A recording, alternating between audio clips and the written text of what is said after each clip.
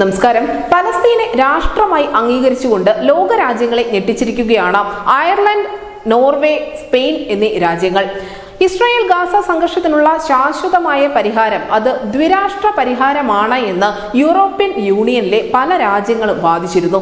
അത്തരമൊരു നീക്കം നടന്ന് ആഴ്ചകൾക്ക് ശേഷമാണ് ഇങ്ങനെ ഒരു തീരുമാനത്തിലേക്ക് ഈ മൂന്ന് രാജ്യങ്ങളും എത്തിയിരിക്കുന്നത്.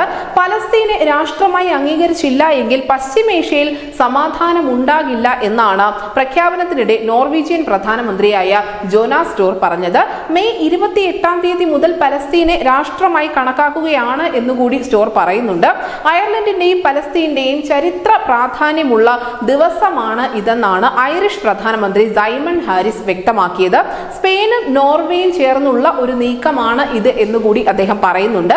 ദ്വിരാഷ്ട്ര പരിഹാരത്തിലൂടെ ഇസ്രായേൽ പലസ്തീൻ സംഘർഷം അവസാനിക്കുമെന്നും അങ്ങനെ ഒരു ഉദ്ദേശം മുന്നിൽ കണ്ടുകൊണ്ടാണ് ഇങ്ങനെ ഒരു തീരുമാനം തങ്ങൾ എടുത്തിരിക്കുന്നത് എന്നുകൂടി അദ്ദേഹം പറഞ്ഞു. മെയ് 28 മുതൽ പലസ്തീനെ രാഷ്ട്രമായി കണക്കാക്കും എന്ന് സ്പാനിഷ് പ്രധാനമന്ത്രി പെഡ്രോ സാൻചെസും അറിയിക്കുന്നുണ്ട്. അതേസമയം തന്നെ ഈ നീക്കത്തെ തുടർന്ന് ഇസ്രായേലിന്റെ അംബാസിഡർമാരെ അയർലൻഡിൽ നിന്നും നോർവേയിൽ നിന്നുമൊക്കെ ഇസ്രായേൽ ഇപ്പോൾ തിരികെ വിളിച്ചിട്ടുണ്ട്. സ്പെയിനും സമാനമായ രീതിയാണ് സ്വീകരിക്കുന്നത് എങ്കിൽ അവിടെ നിന്നും അംബാസിഡർമാരെ ഉടൻ തന്നെ തിരികെ വിളിക്കും എന്നുകൂടി ഇസ്രായേൽ വ്യക്തമാക്കുന്നു. പലസ്തീനെ ഒരു രാഷ്ട്രമായി അംഗീകരിക്കുന്നതിലൂടെ ഗാസയിൽ കുടുങ്ങി നിൽക്കുന്ന ഇസ്രായേൽ ബന്ദികളെ തിരികെ ലഭിക്കില്ല എന്നുള്ള വാദം കൂടി ഇസ്രായേൽ മുന്നോട്ട് വെക്കുന്നുണ്ട്. എന്തായാലും പലസ്തീനെ സ്വതന്ത്ര രാഷ്ട്രമായി അംഗീകരിച്ചുകൊണ്ട് ഈ മൂന്ന് രാജ്യങ്ങൾ രംഗത്തെത്തിയതോടുകൂടി പലസ്തീൻ എന്ന രാഷ്ട്രത്തിന്റെ ഭാവി എന്തായിരിക്കും എന്ന നിലയ്ക്കുള്ള ചർച്ചകൾ കൂടി ആരംഭിച്ചിട്ടുണ്ട്. ഇതിൽ ഏറ്റവും പ്രധാനപ്പെട്ടത് വിശ്വവിഖ്യാത നോവലിസ്റ്റായ സൽമാൻ റുഷ്ദി മുന്നോട്ട് വെച്ച ചില നിരീക്ഷണങ്ങളാണ്. താൻ സ്വതന്ത്ര പലസ്തീന്റെ ആജീവനാന്ത അനുകൂലി ആയിരുന്നു എന്നും എന്നാൽ ഇന്നത്തെ അവസ്ഥയിൽ രാഷ്ട്രം രൂപീകൃതമായാൽ അത് താലിബാൻ ഭരിക്കുന്ന അഫ്ഗാനിസ്ഥാന് സമാനമായിരിക്കും എന്നുമാണ് സൽമാൻ റുഷ്ദി പറയുന്നത്. 1980-കൾ മുതൽ പലസ്തീൻ രാഷ്ട്രത്തിന് വേണ്ടിയാണ് താൻ വാദിച്ചിരുന്നത്. എന്നാൽ ഇപ്പോൾ പലസ്തീൻ രാഷ്ട്രം ഉണ്ടാവുകയാണെങ്കിൽ അത് പൂർണ്ണമായും ഹമാസ് നിയന്ത്രിക്കുന്ന ഒരു രാഷ്ട്രമായിരിക്കും.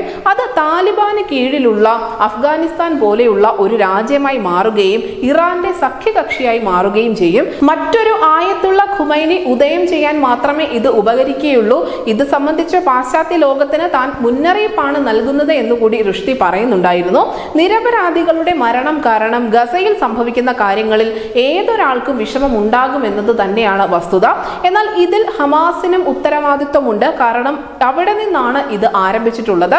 ഹമാസ് ഒരു ഭീകര സംഘടനയാണ് എന്ന കാര്യം ഒരു കാലത്തും മറക്കാൻ പാടില്ല എന്നുകൂടി റുഷ്ദി പറഞ്ഞു വെക്കുന്നു. എന്തായാലും പശ്ചിമേഷ്യയിൽ ഇപ്പോൾ നടന്നുകൊണ്ടിരിക്കുന്ന സംഘർഷങ്ങളിലൊക്കെ നിരുപാധികം ഇസ്രായേലിനൊപ്പം നിലകൊണ്ട രാജ്യമാണ് ഇന്ത്യ എന്ന് നമുക്കറിയാം. നോർവേയും അയർലൻഡും സ്പെയിനും പലസ്തീനെ ഒരു രാഷ്ട്രമായി അംഗീകരിച്ചുകൊണ്ട് മുന്നോട്ട് പോകുമ്പോൾ അല്ലെങ്കിൽ അവരുടെ ഈ തീരുമാനത്തെ ഇന്ത്യ എങ്ങനെ നോക്കിക്കാണും എന്നതും വളരെ പ്രധാനമാണ്.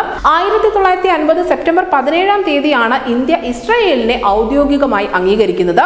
രാജ്യത്തെ അംഗീകരിച്ചു എങ്കിൽ പോലും ഇന്ത്യയുടെ നിലപാട് പൊതുവിൽ പലസ്തീന് അനുകൂലമായിരുന്നു. ആ കാലത്ത് പൂർണ്ണമായും ഇന്ത്യയിൽ നിന്നും ഗൾഫിലേക്കുള്ള കുടിയേറ്റമൊക്കെ പതിയെ വർദ്ധിച്ചു തുടങ്ങുന്ന ഒരു കാലഘട്ടമായിരുന്നു അത്. ഈ രീതിയിൽ ധാരാളം പണവും രാജ്യത്തേക്ക് എത്തിയിരുന്നു. നമ്മുടെ രാജ്യത്തെ വികസന പ്രവർത്തനങ്ങൾക്കടക്കം ആ പണം ഏറെ ഉപകരിച്ചിട്ടുമുണ്ട്. അങ്ങനെയുള്ള സാഹചര്യത്തിൽ ഗൾഫിനെ പിണക്കിക്കൊണ്ടും രാജ്യത്തെ മുസ്ലിം ജനതയുടെ വികാരങ്ങളെ മാനിക്കാതെയും ഒരു നിലപാടിലേക്ക് എത്തുന്ന കാര്യം ഇന്ത്യക്ക് ആലോചിക്കാൻ പോലും സാധിക്കുമായിരുന്നില്ല. ഇസ്രായേലിനൊപ്പം നിൽക്കുന്നുണ്ട്, ഇസ്രായേലിനെ രാഷ്ട്രമായി അംഗീകരിക്കുന്നുണ്ട് എങ്കിൽ പോലും പലസ്തീന് ദോഷം വരുന്ന ഒരു നിലപാടും ഇന്ത്യ ഇതുവരെ എടുത്തിട്ടില്ല എന്ന കാര്യം വളരെ ശ്രദ്ധേയമാണ്. ഇതിനോട് ചേർത്ത് വായിക്കേണ്ടതാണ് 2018 പലസ്തീൻ സന്ദർശിച്ച നമ്മുടെ പ്രധാനമന്ത്രി നരേന്ദ്രമോദി അന്ന് പറഞ്ഞ ചില വാക്കുകൾ. വെല്ലുവിളികളെ അഭിമുഖീകരിച്ചുകൊണ്ട് പലസ്തീനികൾ നടത്തുന്ന പോരാട്ടത്തെ അദ്ദേഹം പ്രകീർത്തിച്ചിട്ടുണ്ടായിരുന്നു. പലസ്തീന്റെ വികസന യാത്രയെ ഇന്ത്യ എപ്പോഴും പിന്തുണയ്ക്കുമെന്നുകൂടി അദ്ദേഹം വ്യക്തമാക്കിയിരുന്നു.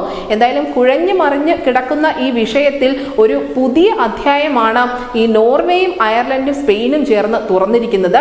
ഇതിനോടുള്ള ലോകരാജ്യങ്ങളുടെ പ്രതികരണം എന്തായിരിക്കും എന്നത് വളരെ പ്രാധാന്യമുള്ള വിഷയമാണ്. ലോകരാഷ്ട്രീയത്തിൽ ഇതുണ്ടാക്കാൻ പോകുന്ന മാറ്റങ്ങളും അനവധിയായിരിക്കും.